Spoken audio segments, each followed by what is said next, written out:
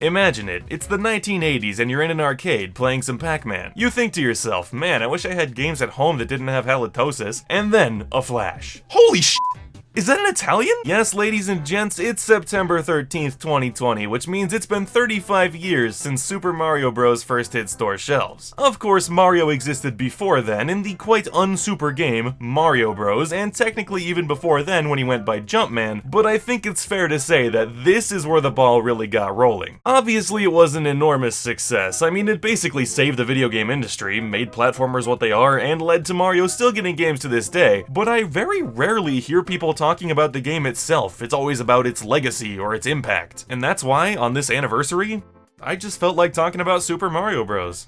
I can't even imagine trying to create 1-1. The first level of your game is meant to teach people how to play it, but you also have to keep in mind that this type of game wasn't even really a thing back then. I mean, just think about how many times you've started a game and then been like, Mario rules, got it. Not only did they need to teach you how to play the game, they needed to teach you how to play games in general. And I honestly think this heavy restriction is part of what caused this game's perfect storm. If the NES controller had as many buttons as the Genesis one or something, the console probably would have looked way too intimidating. But a cross and 2 buttons? Well, my family loves religion and elevators, count us in. Once you boot the game up, there are only so many things you could possibly try. You're likely to jump over the first enemy if you don't know what to do to it, so then right after that, you come across enemies in a pit, which makes you pretty likely to accidentally fall in and smash one, which teaches you everything you need to know. And the game continues to do this level after level after level. 1-2 is the one that teaches you about Koopas because a lot of spots in it keep you close to the ground, which means you're bound to intentionally or accidentally use its shell to take something out. 1-3 is the first one to have loads and loads of bottomless pits to test your jumping abilities, so it's also completely filled with red Koopas who don't walk off edges. If you want to go even further with this, I think having grid-based levels is a perfect idea. Granted, this is the NES, so it's entirely possible that this wasn't as much of a choice as it was a limitation, but if that's the case, it just ties more into my feelings about how much of a perfect storm it was. It's undeniable that you lose a little bit of creativity and uniqueness on a grid, but what you lose in that, you gain in knowledge of what can and can't happen. This means that they can eventually turn things up to 11 without you ever feeling like it's cheap or unfair. I mean, they've shown you just about every situation. It's on you if you die now. And trust me, dude, they take full advantage of that fact. This was possibly the first game I ever played, and I've surely beaten it like a dozen times or more, yet the latter half of it still kicks my ass so frequently that I start to question if I actually have as much brain power as I think. Like, if I can't beat Mario 1, then how in the hell am I supposed to beat pinball? Regardless, I think at this point it's fair to say that we all agree this game was groundbreaking, but how it holds up today is honestly not super easy to answer. Let's not mince words here. Mario 3 is kind of just the superior version of this game. It looks better, it's got better music, it's got more interesting ideas, more levels, more power-ups, but that's also one of the best games of all time. Most any game would look bad compared to it. And on top of that, there is one thing I can say this game does better for my taste than 3. It doesn't have any f***ing auto-scrollers. I'm not saying the ones in Mario 3 are bad, in fact I think they do a fine job at mixing the pace up without being too annoying, but anyone who's played Mario knows that one of the most fun parts of his levels is getting good enough to blast through them with your thumb duct taped to the run button, and I think just about every level in this game works really good for that. If there's one thing that I think definitely holds it back, it's probably the lives system. 3 lives is not a lot of them when you get to the later levels, and sending you back to the start of the world is cruel. Oh wait, silly me, it doesn't do that.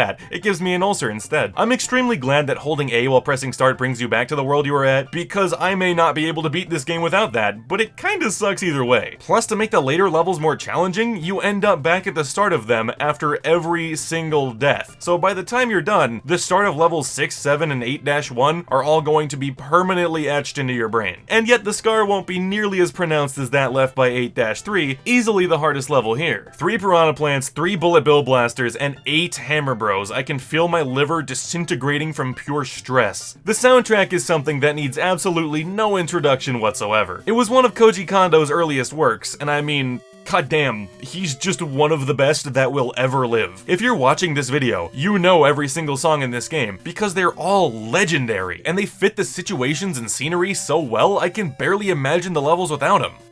I can't imagine them coming out of a tuna can though. As one of the best games ever created, it's only natural that Mario 1's been remade a couple times in the form of Super Mario Bros. Deluxe on Game Boy Color and Super Mario All-Stars on SNES. If it's honesty time, the NES version wasn't actually one of the first games I ever played, Deluxe was. And because of that, it means a lot to me. It's also just a legitimately good version of the game. Yes, it does have screen crunching problems because the Game Boy Color screen was so tiny, but it also adds the ability to play as Luigi in single player, the ability to save what level you're on rather than just what world you're on, a challenge mode, an overworld, and You vs. Boo alongside a bunch of other random stuff. Meanwhile, the All-Stars version is completely remade from the ground up with 16-bit graphics, more detail, and a redone soundtrack. I know the graphical style is a tad controversial, but if you ask me, it's pretty much perfect for an SNES Mario 1. So, we've got the original, we've got the portable one with tons of extra content, and we've got the 16-bit one that looks the best and has higher quality music. Which do I think you should play? I'm a sinner. Look man, every version has its merits, and I wouldn't blame you for preferring one of the other two, but I do think the original is the way to go in regards to this game. Maybe it's some video game history nerd thing inside of me saying that you should experience it as it was originally released, but no matter the case, I do think I'd sooner go back to it than my beloved Deluxe. And don't even get me started on All-Stars. Again, I think all three versions of this game have merits, but am I out of my mind, or is this version held together with spit and chewing gum? I couldn't go 45 seconds without something happening that made me say, wait, what? Plus, while the soundtrack is technically superior, in my opinion, they butchered the underground and water themes. Do keep in mind that I played it for the first time through Switch Online for this video, which means that if that specific version has a problem, I wouldn't know, and it also means that this was the only one I played using a wireless controller, meaning it was the only one I played with any possible controller delay.